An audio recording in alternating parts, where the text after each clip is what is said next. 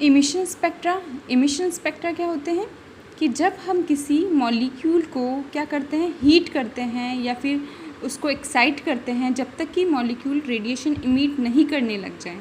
ठीक है, emission spectra क्या होता है, जब हम किसी मॉलिक्यूल को इतना हीट करें या फिर उसको इतना एक्साइट करें कि वो रेडिएशन इमिट नहीं करने लग जाए। यदि वो रेडिएशन इमिट कर रहा है तो मॉलिक्यूल के द्वारा इमिटेड रेडिएशन का जब हम स्पेक्ट्रा लेते हैं और उस बेसिस पे पता लगाते हैं कि मॉलिक्यूल की स्ट्रक्चर क्या है, तो इस तरह के स्पेक्ट्रा को हम कहते हैं इमिशन स्पेक्ट्रा। ठीक है, when a substance is heated up to incandescence और gas electrically discharge then radiation are emitted. When radiation are dispersed in a spectroscope,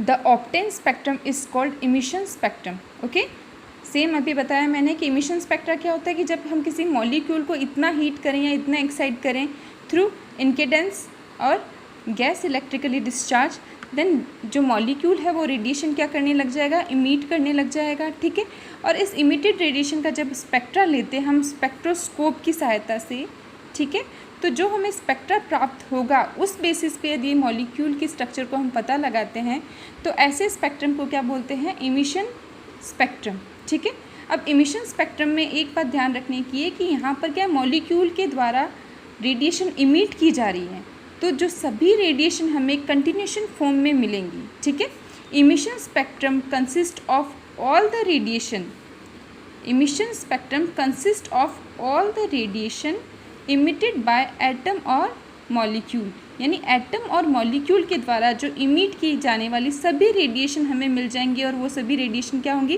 continuous form में मिलेंगी हमको। ठीक है, अब नेक्स्ट हम बात करेंगे एब्जॉर्प्शन स्पेक्ट्रम। अब एब्जॉर्प्शन स्पेक्ट्रम क्या होता है, मॉलिक्यूल के एब्जॉर्प्शन के बेसिस पे हम स्पेक्ट्रा मिलेगा हमें और उस स्पेक्ट्रा के आधार पे पहचान करेंगे। यदि इमिशन के आधार पे, अभी हमने बात की थी ऊपर इमिशन स्पेक्ट्रा की, इमिशन में मॉलिक्यूल के द्वारा जो इमिट की जा रही थी उस रेडिएशन के बेसिस पे मॉलिक्यूल की स्ट्रक्चर को हम पता लगा रहे थे। एब्जॉर्प्शन स्पेक्ट्रा में मॉलिक्यूल के द्वारा एब्जॉर्ब करने की जाने वाली रेडिएशन के बेसिस पे हम मॉलिक्यूल की स्ट्रक्चर का पता लगाएंगे। ठीक है, तो एब्जॉर्प्शन स्पेक्ट्रा क्या है, when radiation obtained from a source are absorbed by medium or transmitted radiation are analyzed. Spectrum is known as absorption spectrum. Okay, कि जब हम किसी मॉलिक्यूल पे रेडिएशन को आपतित करवाते हैं तो मॉलिक्यूल क्या करता है, उस इलेक्ट्रोमैग्नेटिक रेडिएशन में से पर्टिकुलर वेवलेंथ की रेडिएशन को एब्जॉर्ब कर लेगा। देन ट्रांसमिटेड रेडिएशन का जब हम स्पेक्ट्रा लेंगे, ठीक है, तो उस स्पेक्ट्रा के बेसिस पे हम पता लगाएंगे कि मॉलिक्यूल ने कौन सी रेडिएशन को एब्जॉर्ब कर लिया है। ठीक है, और उस रेडिएशन का पता लगाएंगे, उसके बेसिस पे हम क्या पता लगाएंगे, मॉलिक्यूल की स्ट्रक्चर का पता लगाएंगे। ठीक है, तो ये एक तरह क्या हुआ, यहाँ पर मॉलिक्यूल के एब्जॉर्प्शन पे बेस्ड था, इसलिए हमने क्या कहा इसे, एब्जॉर्प्शन स्पेक्ट्रम। ठीक है, dark line is obtained on the bright background. ठीक है, हमने लाइट मॉलिक्यूल पे डाली है, मॉलिक्यूल ने एब्जॉर्ब की है, ट्रांसमिटेड लाइट का हमने स्पेक्ट्रा लिया है, तो जो ट्रांसमिटेड लाइट जो है वो हाँ क्या होंगी, ब्राइट लाइन के बीच में जो डार्क लाइन हमें दिखाई देंगी, वो डार्क लाइन किसकी वजह से दिखाई दे रही है कि यहाँ इस पर्टिकुलर वेवलेंथ की रेडिएशन को मॉलिक्यूल ने क्या कर लिया है, एब्जॉर्ब कर लिया है, इसलिए जो ब्राइट लाइन के बीच में हमें क्या दिखाई देंगी, डार्क लाइंस दिखाई देंगी। ठीक है, dark lines show that the certain part of radiation have been absorb. Next बात करेंगे कंटिन्यूस स्पेक्ट्रम। ठीक है, अभी मैंने इमिशन स्पेक्ट्रम में बात की थी कि मॉलिक्यूल के द्वारा जब इमिट की जा रही है तो वो जो रेडिएशन हमें सभी की सभी रेडिएशन, ऑल द रेडिएशन हमको मिलेंगी और वो कंटिन्यूस फॉर्म में मिलेंगी। ठीक है, तो कंटिन्यूस स्पेक्ट्रम क्या है कि व्हेन सनलाइट और radiation from incandescent material are analysed by spectroscope, different band are viewed, this band are diffused in each other, spectrum is known as continuous spectrum. Okay, कि जब सनलाइट के द्वारा भी हमें सारी रेडिएशन मिल रही है कंटिन्यूशन फॉर्म में, या फिर किसी भी एक्साइटेड मॉलिक्यूल के द्वारा सारी रेडिएशन जो मिल रही है वो भी क्या है, हमें कंटिन्यूस फॉर्म में मिल रही है, तो इस तरह का जो स्पेक्ट्रम हमें प्राप्त होगा वो कंटिन्यूस स्पेक्ट्रम कहलाएगा। ठीक है, देन डिसकंटिन्यूअस स्पेक्ट्रम, ठीक है। तो डिसकंटिन्यूअस स्पेक्ट्रम क्या होगा कि यहाँ कंटिन्यूटी क्या हो रही है, ब्रेक हो रही है, ठीक है। तो ये 2 पार्ट्स हैं इसके, 2 तरह से हो सकती है, लाइन और एटॉमिक स्पेक्ट्रा, और दूसरा है बैंड स्पेक्ट्रा और मॉलिक्यूलर स्पेक्ट्रा। अब लाइन जो स्पेक्ट्रा है यानी लाइन फॉर्म में क्या होगा, डिसकंटिन्यूटी होगी। लाइन फॉर्म में क्या होगी, ये कंटिन्यूस नहीं है, कंटिन्यूस होंगे तो ये डिफ्यूज्ड रहेंगे आपस में, ठीक है।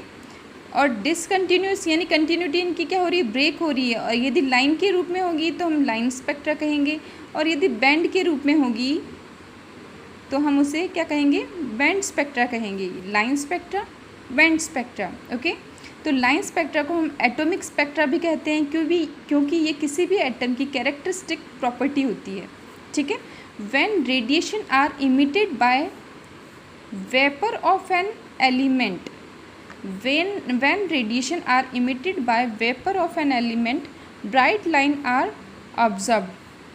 This line are specific for an element. No two elements give identical lines.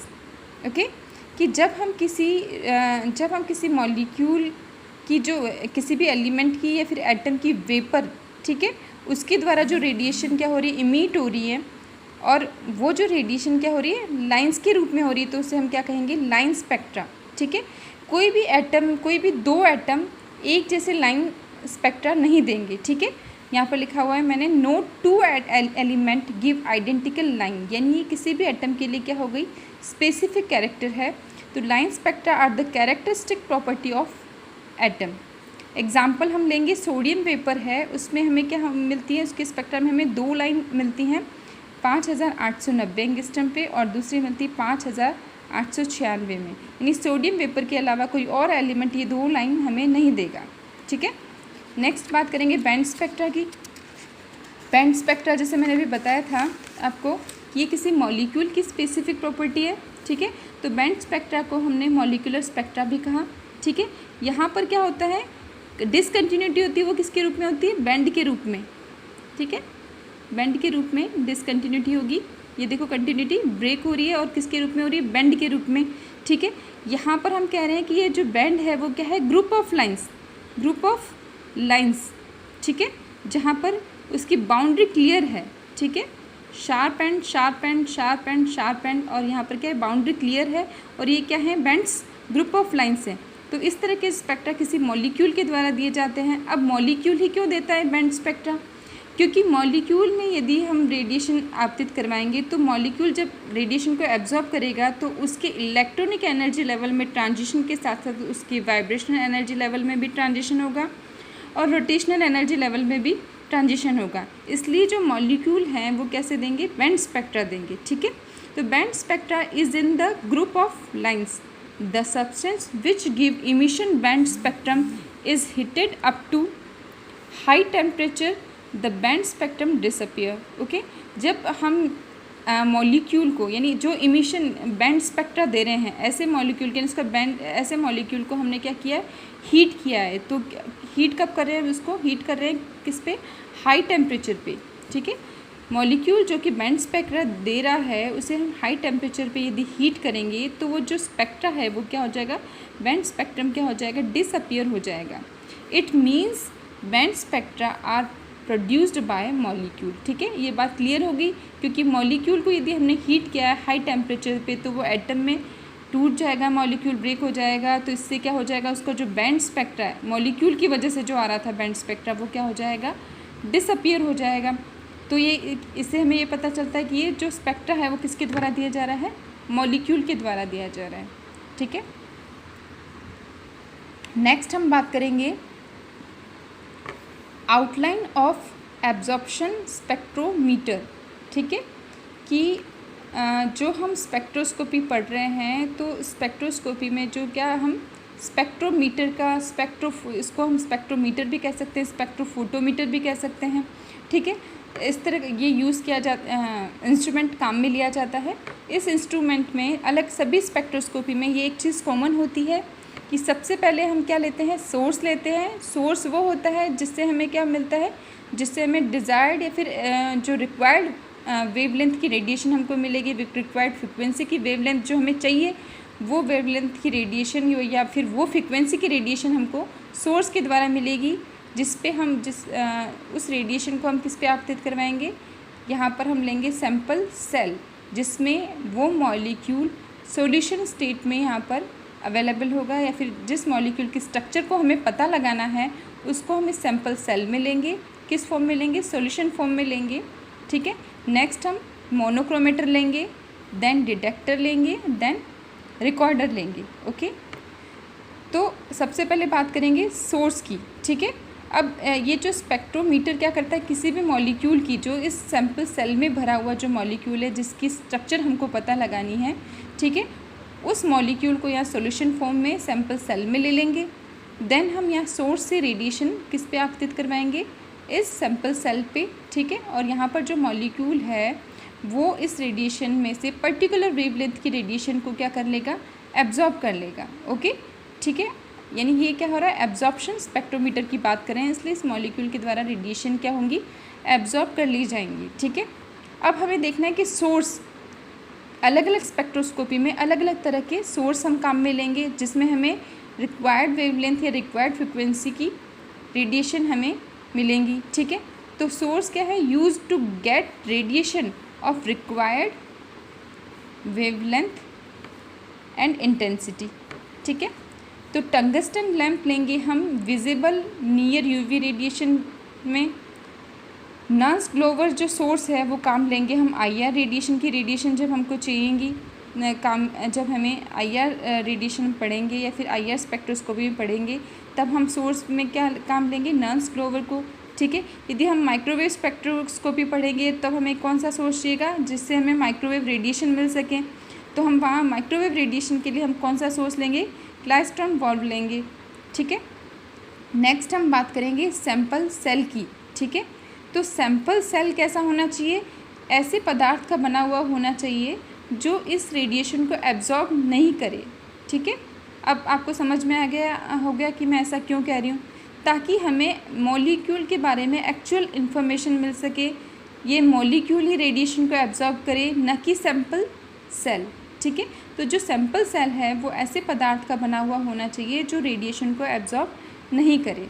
ठीक है, तो sample cell, the sample cell should be made of the material which does not absorb the किया है।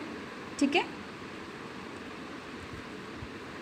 तो detector convert radiation into electric energy. ठीक है, ये जो रेडिएशन है उसको क्या कर लेता है, जो उसको इलेक्ट्रिकल एनर्जी में कन्वर्ट कर लेता है। ठीक है, यहाँ पर दो तरह के डिटेक्टर हैं, थर्मल डिटेक्टर, फोटोकेमिकल डिटेक्टर।